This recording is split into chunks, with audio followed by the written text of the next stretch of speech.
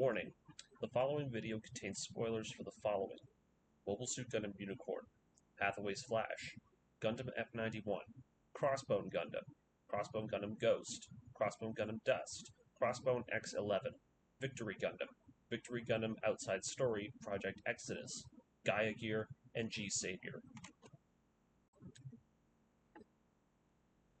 The UC Timeline, the original and central universe to the Mobile Suit Gundam franchise. For years, this timeline has been a rigid and well-constructed chronology of pivotal moments within the Gundam story. Throughout the timeline, we see the decades-long struggle between the Federation and its colonies in the struggle for colonial independence, as well as the long, bloody road of triumphs and failures that would persist throughout it. As a hardcore Gundam fan, having seen, read, and experienced nearly everything this timeline has to offer, you can notice that there is a definite split in the UC timeline about halfway through its length. The first half of the timeline being the events spanning from UC 0001 to 0096, concluding with Gundam Unicorn, and the second half being that of every story that takes place after, from UC 105 with Gundam Hathaway, and UC 223, which is G Savior. Now, you might be wondering why I've included G Savior at all. I know we all hate this mess of an entry, but don't worry, I won't be mentioning it that much throughout this. It's rather here for the sake of formalities. For the sake of simplicity, and this video's topic, the things to keep track of in the back of your head is really only 4 things: Gundam Hathaway, Crossbone stories, Victory Gundam and its side story manga, Project Exodus, and the pre-established lore given to us by G Savior that is meant to act as the setup for the movie and subsequent video game. Side note, I won't be mentioning events in G Savior, but rather just the lore that establishes the setting. Anyways, what does Gaia Gear have to do with all of this? Then again, what exactly is Gaia Gear? Gaia Gear was a series of 5 novels written by Gundam's creator, the legendary Yoshiyuki Tomino, that ran from 1988 to 1991. The story was later adapted into an audio drama, which was the version I managed to experience myself. For real-world context, these books were actually written near and around the same time that Tomino was working on another series of Gundam books, the Hathaway's Flash novels, which, at the time of this video's recording, fans are still waiting for the second and third films to come out of this film trilogy's adaptation. Because these books were written around the same time as one another, the 2 stories share a lot of similar elements with each other. Set in the year UC 203, over 100 years after the events of Hathaway's Flash, the story of Gaia Gear follows Afranchi Char, who is unexpectedly thrust into an erupting conflict between the Federation's secret police force turned primary military faction known as Maha, and this era's Spacenoid independence movement and subsequent resistance against the forces of Maha, known as Metatron, named after the biblical angel Metatron, who judges souls at the gates of heaven. As the story kicks off, we, the audience, are given an immediate answer to the first question we have about Afranchi, that he is in fact a clone of the late Char Aznable, but interestingly, a very different kind of clone from that of the kinds of clones we've seen Gundam have in the past, like the Pull clones, and modern portrayals of Char clones with characters like Full Frontal. Afranchi Char is the result of decades of scientific effort. He is what is called a memory clone, a specifically designed clone that has cyber-new-type qualities, but with newly developed memory implants as well that have been placed within his mind. Now, for the sake of understanding Afranchi as a character, you need to understand the differences Afranchi has between him and his modern counterparts. What Afranchi is the exact opposite of what we've seen before with Char clones that have existed prior, like Full Frontal. Where Full Frontal is a cyber-new type that has had Char's consciousness forcefully implanted within a mind-wiped host, Afranchi is a perfect genetic replication of the man himself, and rather than having an outside consciousness placed within his own body, Afranchi has his own personality and his own free will. The memories implanted within him that belong to Char are just that, memories. Throughout the story, Afranchi gets these occasional tics within his head. showing him glimpses and echoes of Char's former life, and these memories end up being extremely valuable for Avarachi himself, giving him insight towards making his own decisions about his own path, starting from a young man unsure about his own future, and eventually leading him towards his destiny as the fearless leader of this new revolution.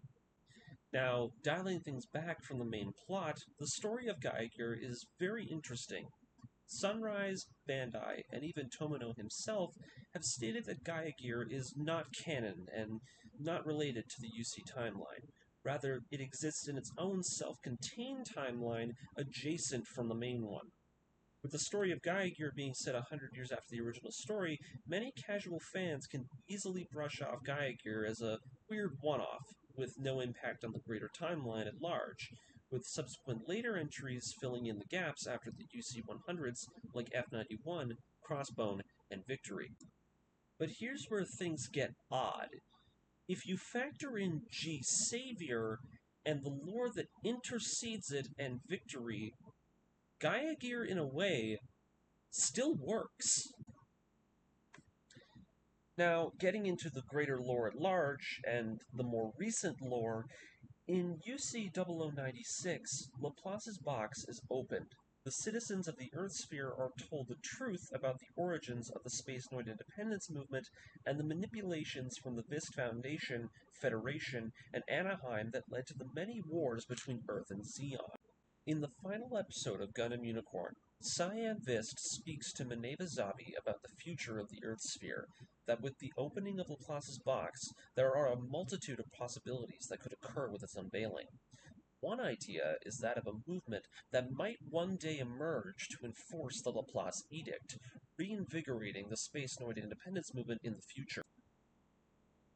As a fan, this is of course a subtle allusion to MAFTI, Hathaway Noah's future uprising to overthrow the Federation government and send the remaining population into space in the year UC-105.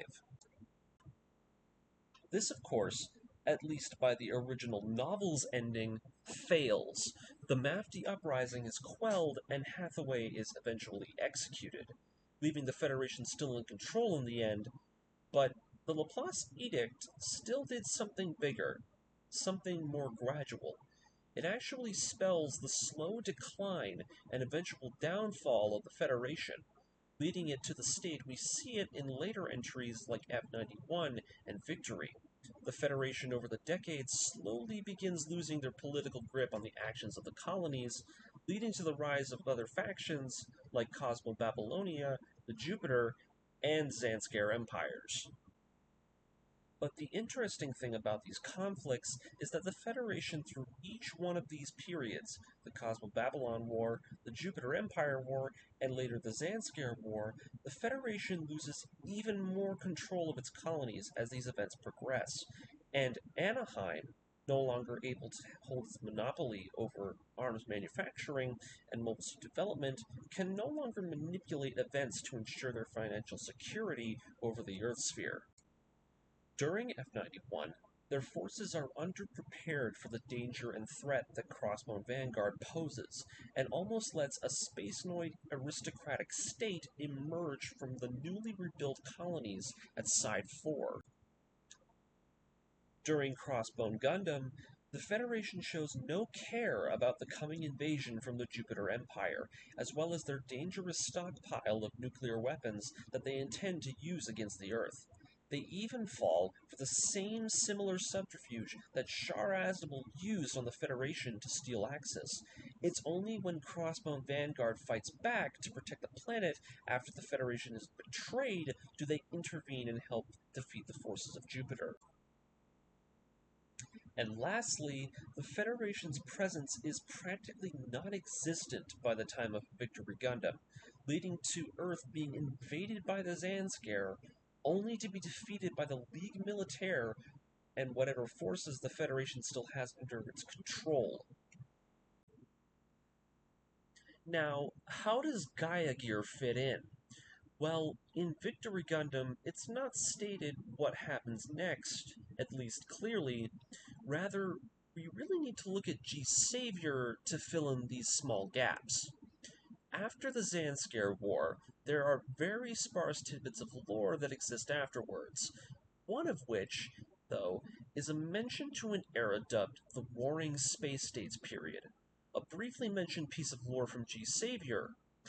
This period occurred in the late UC-160s and is prominently mentioned in the somewhat recent manga Crossbone Gundam Dust. From what we can gather, this era was rife with even more turmoil. The Federation's presence and authority during this time is almost non-existent, as they are still reeling from the aftermath of their 5 years long struggle against the Zanskar Empire. The colonies in this era are vying for territory and forming alliances with their newfound freedoms. This period also marks a new downward turn for the UC, and by that I mean mobile suit development and new types. In the Crossbone mangas that tell of events after the Zanskar War, Crossbone Gundam Ghost, Dust, and X-11, mobile suit development at this time has become a mess, with Anaheim Electronics losing its monopoly decades prior and subsequent other companies unable to compete with the Federation's in-house mobile suit development division, Sinri. The mobile suits of the UC-160s and onwards are very different from what they once were, both in performance and in design.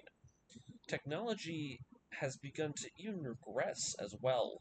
Mobile suits used by armed forces are comprised of shoddy, cobbled-together units made from scraps and antiques that haven't seen combat in decades and have very poor performance compared to their contemporaries. As for new types, in the Victory Gundam Outside Story Project Exodus manga, we learn of a major development when it comes to the fates of said new types. We learn from an aging Judo Ashita that a secret project has been initiated within the realm of the colonists that have remained neutral during the Zanskar War. This project is to gather thousands of pure new types together in secret on the colony of Dandelion. This colony has been equipped for a long voyage, as the new types on board plan to leave the Earth sphere and make their way to Proxima Centauri, where the new types will remain in cryogenic stasis and awaken at their new home to start a new life free from the Earth, its politics, its past, and achieve a beautiful, peaceful future for all new types of this departure. Sounds nice, right? The new types finally having enough with the problems of the Earth sphere and finally decide to do what they believe is best and strike out for a new home on the frontier. Good for them. Now, here's where Gaia Gear makes note of all this. It's not stated directly, but from the information you can gather from the dialogue, it's definitely alluding to something like this. In Gaia Gear, new types somewhat still exist, but it seems over the decades since Victory, and even from the days of Char's counterattack, they've obviously faded into obscurity. The question is brought up if Afaranchi is a new type, but throughout the story, his powers don't have the same potent effect that new types have had in the past, possibly meaning that the new types of the Earth sphere are beginning to fade out. And in G. Savior, new types are non-existent, so it would seem the Exodus project was actually a good foreshadowing of events to come, that it was really a means of preserving the new type genes and thus preserving the Spacenoid's evolution. And Gaia Gear is just acting as the beginning of the Earthnoid's devolution. Now, stepping back from all that and getting into the mobile suit side of things, remember how I mentioned everything was on a sharp decline in the UC-160s? Well, Gaia Gear's world building actually adds some weight to that idea. What makes sense when I hear this, and knowing that there is still a massive 40-year gap between the Warring Space States period and the events of Savior and Gaia Gear, is that at some point, possibly between the UC 180s and 90s, mobile suit development shifts again. This time, not towards mobile suits, but at least temporarily to something new, the man-machine. For a time, these mobile weapons would bear this name, as the term seems to derive not from their humanoid shape, but rather the mentality behind their creation. You see, if an era like the Warring Space Dates period preceded Gaia Gear, then it would make sense from a technological standpoint that the name of these weapons would change. Over the decades and all throughout the UC timeline, mobile weapons of all kinds have been seen deployed to every battlefield imaginable. Mobile suits, mobile armors, mobile workers, mobile tanks, mobile pods, psycho machines, the list goes on. And if that technology has been on the decline, it would make sense that those terms would become diluted and homogenized over that span of time. All of the technology is becoming so commonplace that the term naturally shifts, at least from the time period's perspective, from mobile weapons to man machines. This even comes to the forefront with the Gaia Gear Alpha itself. The man-machine known as Gaia Gear is a humanoid transforming mobile weapon like the Zeta Gundam, who is both mobile armor and mobile suit. But its weapons and equipment are so foreign to the previous generation that it's almost alien compared to the mobile suits of the past. It's armed with weapons like needle missiles, which operate similarly to funnel missiles, only instead they impale their target before detonating.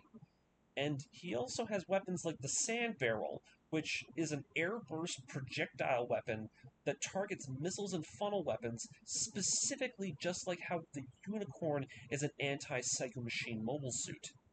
The design of the Gaia Gear Alpha as well looks nothing like a traditional mobile suit.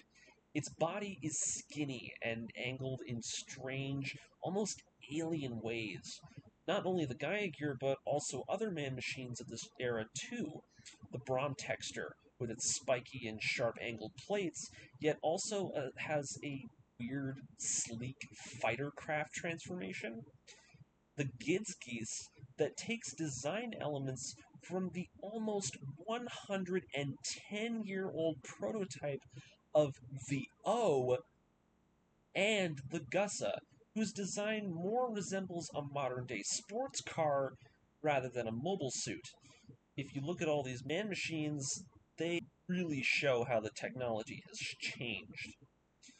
Now, mobile suits and man machines aside, there is also one thing that I want to bring up, and it's probably the most important one, and that is Maha, the antagonists of Gaia Gear. In Gaia Gear, it is shown that the forces of Maha are the now most powerful force within the Federation military. In the story, they're depicted similarly to that of the Titans from Zeta Gundam, policing the colonies and quelling dissent.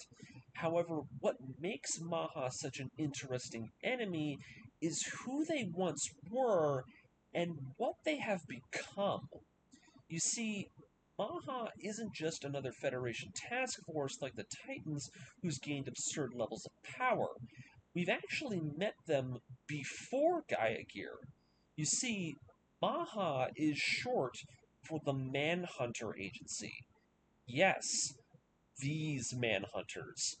The main opposing force to Hathaway Noah's uprising, who were briefly shown in Char's counterattack, are now the principal antagonists of Gaia Gear. They still exist to this day in the UC 200s. But now, 100 years after their last appearance, the last 100 years behind the scenes have changed them. No longer are they a simple police force that tracks down and deports Earth's illegal inhabitants, but now that the Warring Space Dates period has left the Earth sphere in such decay as it is in Gaia Gear, that same secret police is now policing the colonies themselves. Now, with the Maha's territory shifting into space, so does its leadership and the goals of said leadership. The Manhunters in Gaia Gear are led by a Federation commander by the name of Bijan Dargle, and the man has big plans for the Earth sphere as a whole. Being an Earth-born citizen who has spent a major part of his life in space, Dargle has a very strong attachment to the planet and sees the colonies in a very different way from most people. You see, Dargle sees the colonies as nothing more than a failed experiment, that the decades that have passed have only led to nothing but decay, death, war, and bloodshed, and because of this, believes that the time has come for humanity to abandon its plans for space and return to Earth so that they can begin anew. Do you see it? The perfect polar opposite vision to Xeon's belief for the future. And you would think that this makes absolutely no sense to go back to Earth, but in all reality, Dargle isn't wrong to believe this. The text, audio, and artwork of Gaia Gear paint an extremely bleak future for the world of the Universal Century. Their technology is aging, the colonies are becoming increasingly overpopulated and polluted themselves. Crime is at an all-time high, and the Federation elite down on Earth will do nothing but sit back in their comfy chairs and remain blissfully ignorant to the colony's problems. Now, this is where things get crazy and shows how dangerous Dargle's philosophy truly is.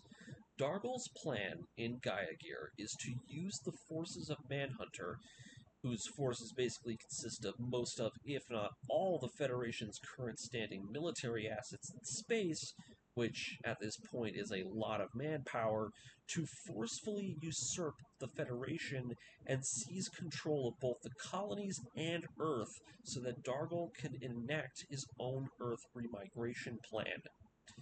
This would lead to the total abandonment of the colonies and the total reintegration of the Earth Federation as the solitary controlling force in the Earth sphere.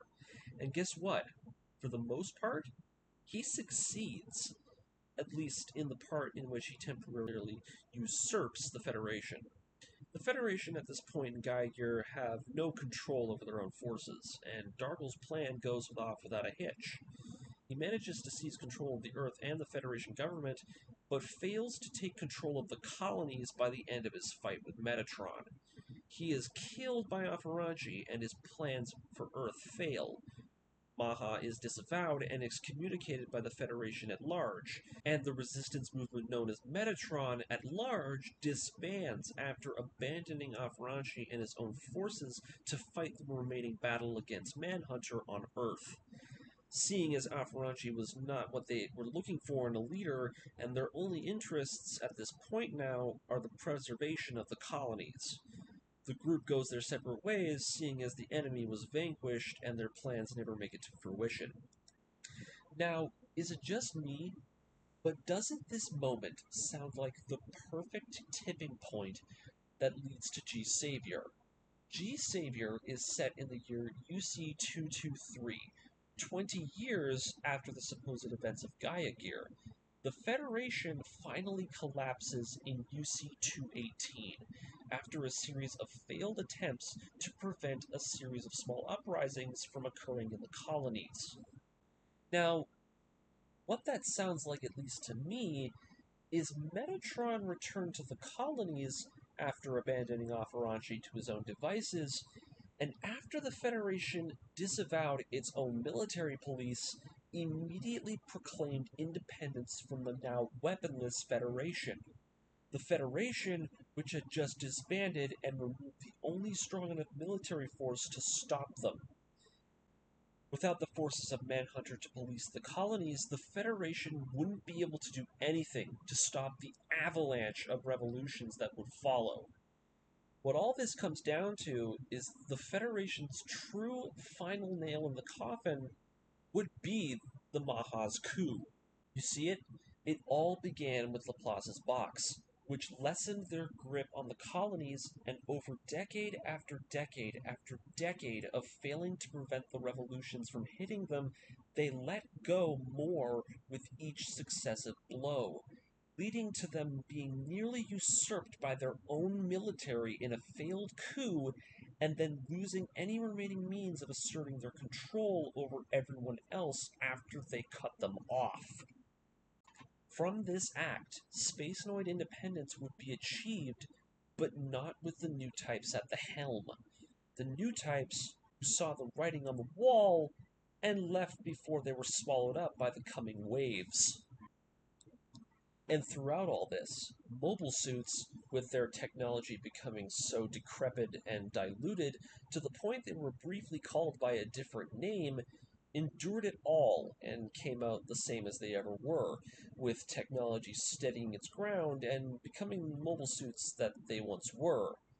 Like G-Savior, who is not the best looking mobile suit, but obviously has the same design influence and level of power that the F-91 showed in its speed and stature. And then we got G-Savior the movie, and the rest is history. Man, I can't believe I wrote something so passionate and insightful on my favorite piece of forgotten Gundam history, only for it to end on freaking G-Savior. God damn it. In all honesty, Gaia Gear is an interesting, yet obviously dated story, and it's easy to understand why it's been largely forgotten, being the strange third child of Tomino, with stories like Char's Counterattack and Hathaway's Flash preceding it. But what I will never understand is Sunrise's treatment of Gaia Gear, that is, within the established canon, when clearly G-Savior, obviously the worst thing to come out of the UC, still is regarded by others as proper canon. Yes, the studio doesn't like to mention G-Savior's existence, but if you truly despise G-Savior, why not make Gaia Gear the true successor? Yes, it doesn't bear the Gundam name, but it's still a work of Tomino's, and judging from the effort put into it, the story was obviously treated with great care and creativity by those involved. It just doesn't seem to make sense. But at the end of it all, I'm glad I got the chance to experience Gaia Gear when I did. Hell, I even kit bashed my own Gaia Gear Alpha just because I loved it so much. It's a great and interesting story, and I believe it deserves the right to be preserved. To this day, there are very small pieces of the original novel and audio drama remaining on the internet, and I fear as the years go on, this story will eventually fade. So, I ask you, as a Gundam fan and as a fan of mecha in general, please take the time to read or listen to Gaia Gear. I promise it'll be worth your time. The mech designs and artwork are awesome, the plot is badass, the lore connections are really well done, plus the soundtrack. Good God, the soundtrack is incredible. The music of Gaia Gear's audio drama alone is one of the best things I've heard from something so obscure. There are bits of it online, and it's really hard to find the whole audio drama here on YouTube, but I highly recommend looking for it. It's definitely something you'd find from the early 90s.